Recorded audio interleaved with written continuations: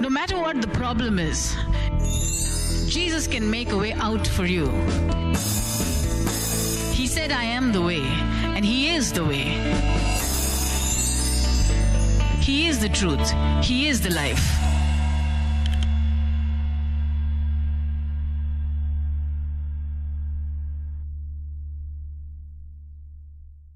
Today is Father's Day, and I just thought that we would talk to all the young people from our church, and it's fathers to be, but it's not only biological fathers that God has called us to be. God wants us to be spiritual fathers and spiritual mothers. And let me tell you, all of you, before you even decide to get married, first be a spiritual father and then think of getting married. Because you need to have some experience with the Lord. All of you sitting here, be a spiritual mother. That's got nothing to do with your age. You can be 23 and have a daughter, spiritual daughter, who's 45. But she's a spiritual daughter. Amen? It's got nothing to do with age. Who is your spiritual daughter? And who will be your spiritual son? Anybody whom you lead to the Lord, and anybody whom you teach them the word. You take them under your wings, and you help them in their walk with God. You share the gospel, you teach them the word on a daily basis.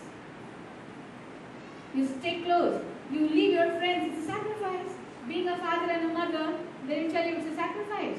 It's not so easy, because you can't go wherever you want to go. You can't do whatever you want to do. You've got a wife and children. You've got responsibility. You come home. After your job is done, you come home. You don't go with your friends. You come home. Why? Responsibility.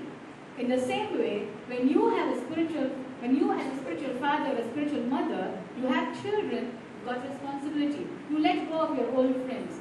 You begin to hang around with them. Why? You have to impart something into their lives. And you live that life first. Amen? You live that life first. Paul said, imitate Christ, imitate me as I imitate Christ. That's a very bold statement to make. He said, follow me. He said, follow me. I am following Jesus, you follow me. But Jesus said of the Pharisees and the Sadducees, he said, do what they tell you, but don't do what they are doing. You know why? Because they are not doing what God has told them to do. And we don't want Pharisees and Sadducees. But Paul was very bold. He said, you follow me as I follow Christ. He said, I am following Christ. Amen? I'm following Christ. He said, you follow me. You can look at me and do whatever I'm doing. Hallelujah? Ask the Holy Spirit to help you. Be an example. Nobody is too young to follow God. Amen? Yes? Nobody is too young to follow God. So you need to be a spiritual father. And you need to be having people who are with you and you are training them. Don't say I can't do it. It's something that God has told you to do. Matthew 28. Go therefore. Yes? And teach all nations, baptizing them in the name of the Father, and of the Son, and of the Holy Spirit. You are supposed to teach them. It's a commandment. You have to teach them. Oh, I don't have time. I think God doesn't know that. Or He thinks you have time. And you're supposed to do it. So who are the one or two people you are training right now? If you are not, start. If you are not, you got to start. Amen? Stick with them. Look after them like a father and a mother. Be concerned about them. Teach them everything that they need to know about the word. Encourage them in everything. Amen? Let's go to Philippians 2:19 to 23.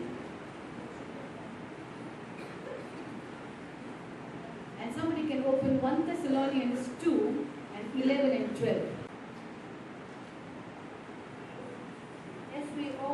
As we know how we exhorted and comforted and charged every one of you as a father does his children, that we would walk worthy of God, who had called you unto his kingdom and glory. Amen? So what is a father and a mother, a spiritual father and a spiritual mother supposed to do? There are so many things mentioned here. You are supposed to exhort the person who is under you. Exhort, encourage. Amen? Tell them you can do it. Tell them you can pray. Tell them you can worship. Tell them you are good. Tell them you are able. You are talented. You have to be full of encouragement. All the time. All the time encouragement. So the spiritual father and a spiritual mother, you need to exhort people and then comfort them. Amen? So if you want to comfort others, the Bible says you will go through some things. Yes? Nobody is in this world is going to be happy all the time. There are some challenges. This is life. Like I told you last Sunday, it is a battle zone. And there's war going on. And you are going to go through some things. And the Bible says, when God will help you to go through some things, then He will help you to use that knowledge and that experience to comfort others.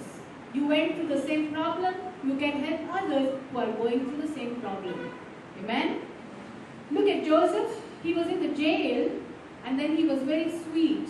He used to go around asking all the people, how are you? How are you feeling? He could have been so bitter.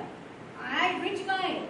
I have so many things at home. I used to sleep in the best luxurious bed. My father loves me. I was his favorite son. But look, where am I now?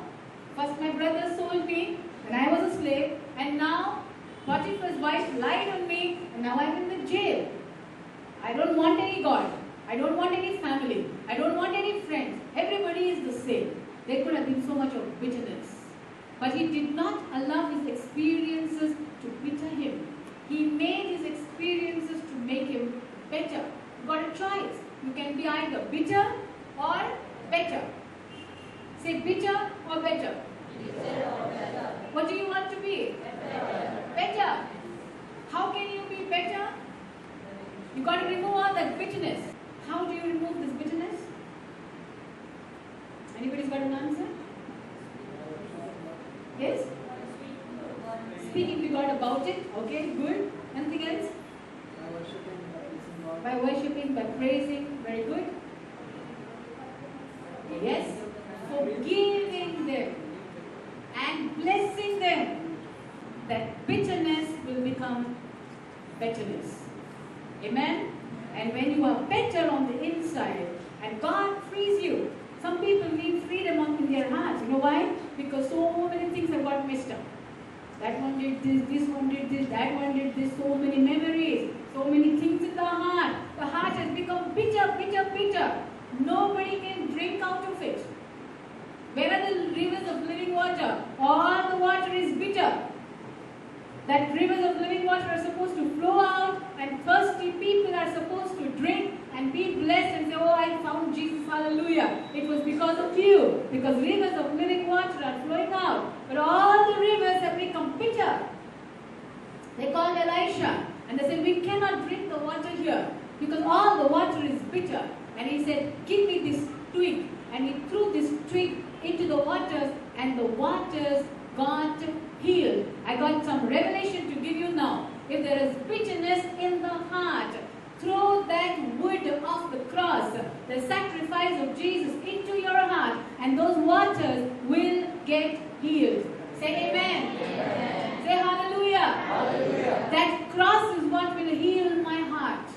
Jesus forgave me on the cross. And I'm going to take the same cross and throw it in the bitter waters of my heart. And that water is going to get healed. Amen. Amen. And with the same forgiveness that He forgave me, I'm going to forgive everybody who's done anything against me. Say amen. Amen. Hallelujah. Hallelujah. That bitterness will become better. And those rivers of living water will be healed. And they will flow out. And all the people around you will get blessed. And with the same experiences that you have gone through, you will comfort somebody else. As fathers and mothers, God has not called us for judgment. He has called us for an exhortation and comfort. Comfort them. Don't judge them. We don't need judges. There's one judge. He's in heaven. That role is already taken. That post is taken. It's not for you. Amen? No vacancy there. You want to be a judge? No vacancy. Tell somebody no vacancy for judges. Tell somebody who's behind you, no vacancy for judges. Only vacancy for spiritual fathers and mothers. Did you understand? Did you understand? Some people like to sit on the judgment throne.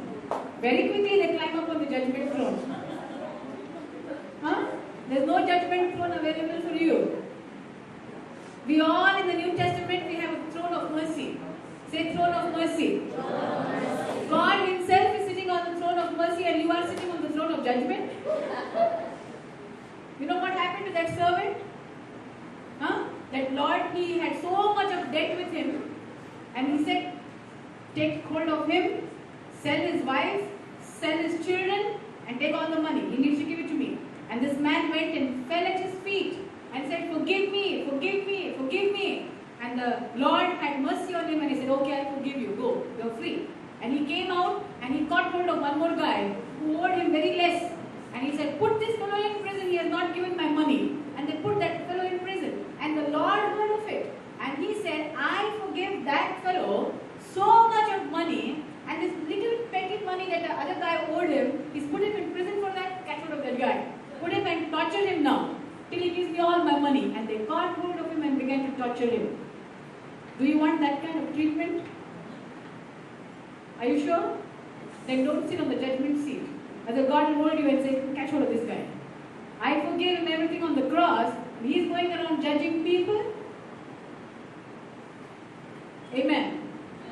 Hallelujah. Say aloud, hallelujah. Hallelujah. You're learning something, isn't it? Amen. Hallelujah.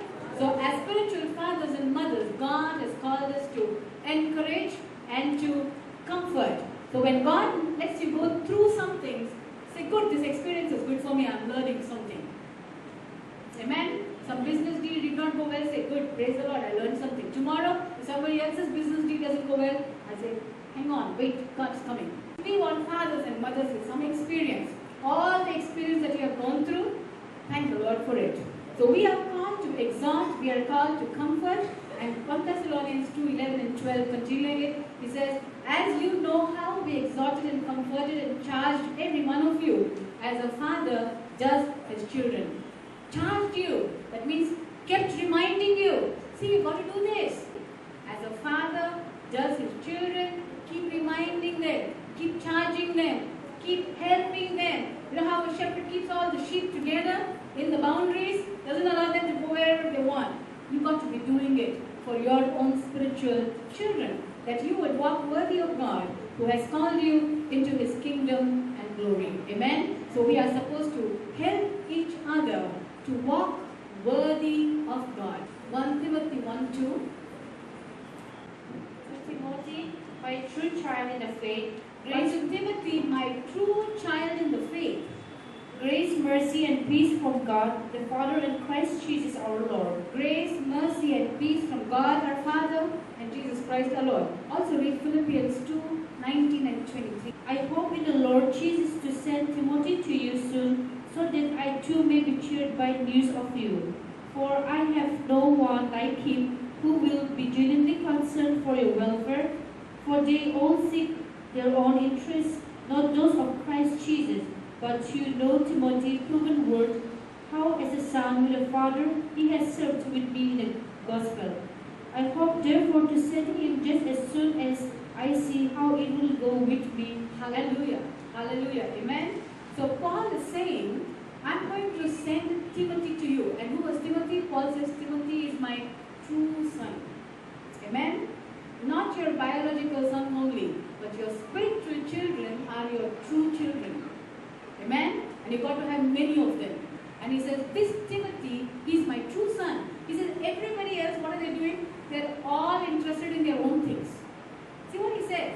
Don't think this is only 21st generation problem. Everybody's selfish, everybody's self-centered. It was there even in Paul's time. He says, everybody else, he says, I have no man like-minded who will naturally care for your state. For all seek their own, not the things which are Jesus Christ. He says, everybody, you know what they're doing? They're only interested in their own lives. Nobody's interested about Jesus Christ. Do you get up in the morning and say, what do you want me to do, God? Who's interested in what about Jesus Christ? Everybody's interested in my life, my food, my clothes, my mobile, my net, my friends, my money, everything my. He said, they're all like that. Everybody is interested in their own life. Nobody is interested about Jesus Christ. He said, but Timothy, he is my son. And he naturally cares for others. If you really care for God, you will also care for others naturally. It will flow out of you. He's got love in his heart for people. Why? Because he loves God. Is everybody else doing their own things? Everybody bothered about their own life. Nobody is bothered about Jesus Christ. But Timothy, he's bothered about Jesus Christ. That is why he will be bothered about you. And look, I just want to tell you, no matter what the age of your spiritual father or mother, treat them as your father and mother. You know how Elisha was recognized? That is Elisha, the one who poured water on the hands of Elijah. What's the meaning of that? Elijah will eat food and come. Hey Elisha, pour water, I got to wash my hands.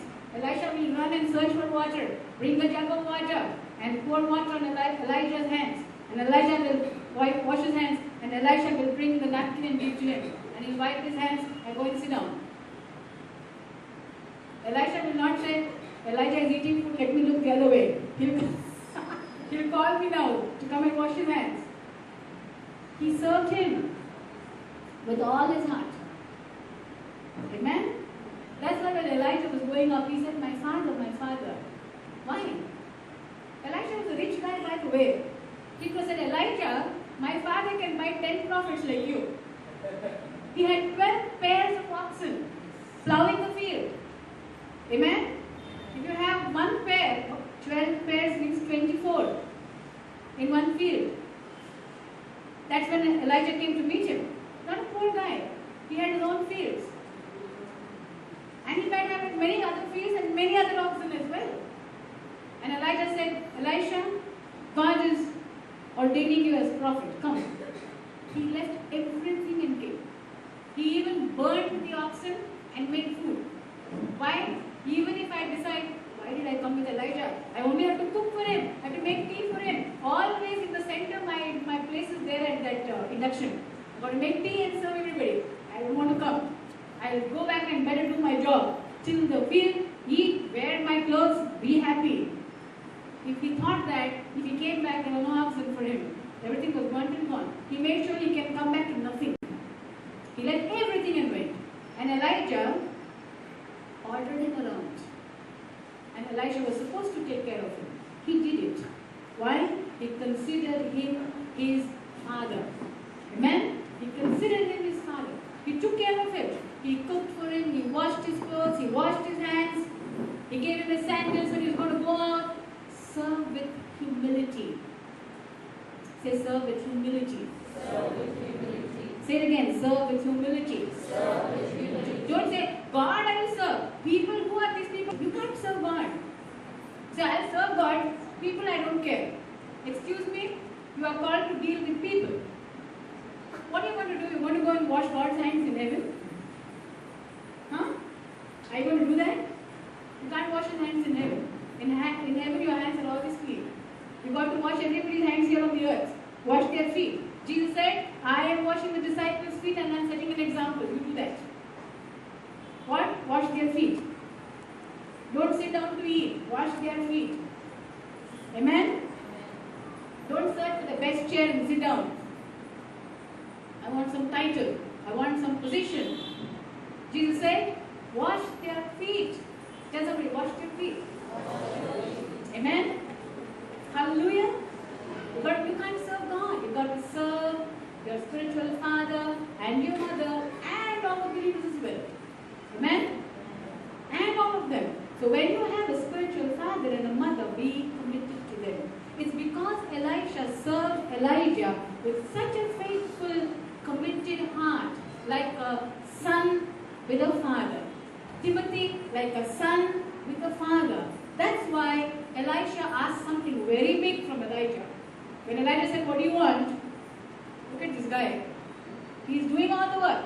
Cleaning the church, mopping the floor, washing the bathroom, dusting everything. But suddenly when Elijah asked him, what do you want? He said, I want twice of whatever you have. That's a big ambition. See, in service we should be humble. But when it comes to the things of God, be very big. Dream big, think big, aspire for something really big. There's no compromise. Here you serve humbly everybody. Okay, you come, no problem. I do this for you, I do this for you, I do this for you. But when it comes to the things of God, he didn't hesitate. He didn't say, how can you ask my father? Elijah said, what do you want? He said, I want double portion of the anointing that you have. Elijah said, it's difficult, but if you see me when I'm going away, you'll get it. Why did he say that? Elijah went like that in a few seconds. The chariots of fire, you know how angels move so fast? They are gone. Just like that. In a second, they are there, they are gone. And you think they flew away, but they have got tremendous speed and they're just gone.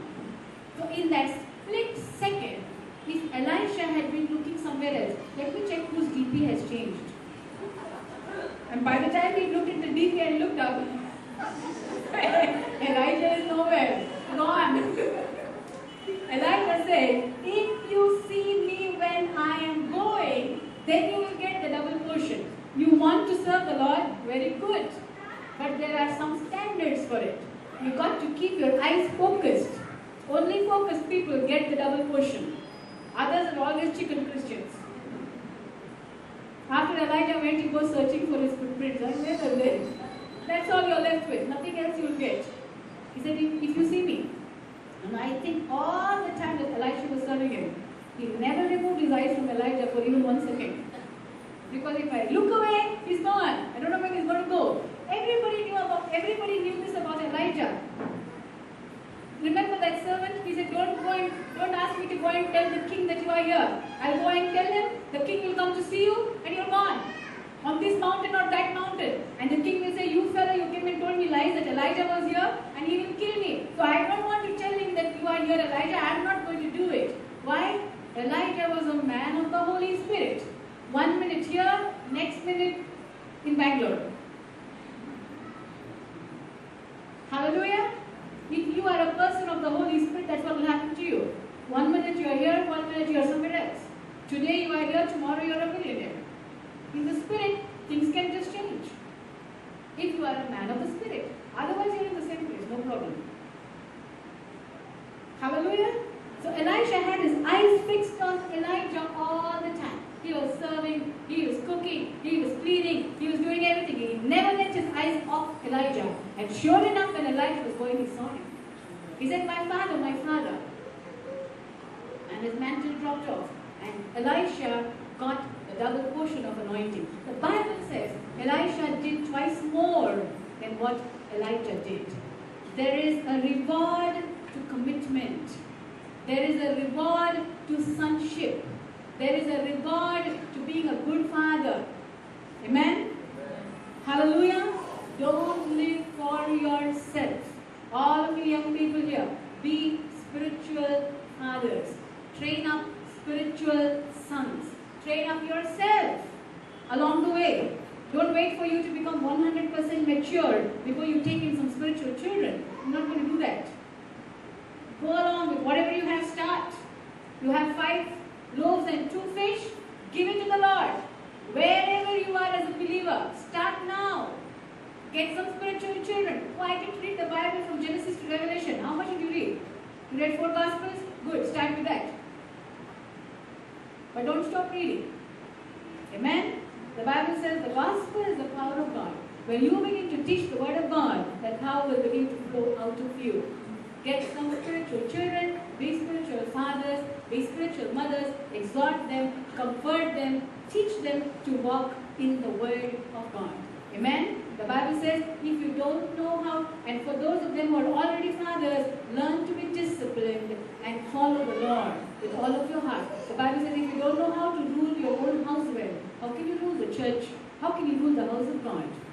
Amen? All of you youngsters who are waiting to be biological fathers and get into marriages, rule your life well. If you don't have control over your own life, you cannot exercise authority and control over your house and over your children and help your wife and help the family anyway. You don't have control and you don't have authority over your own room.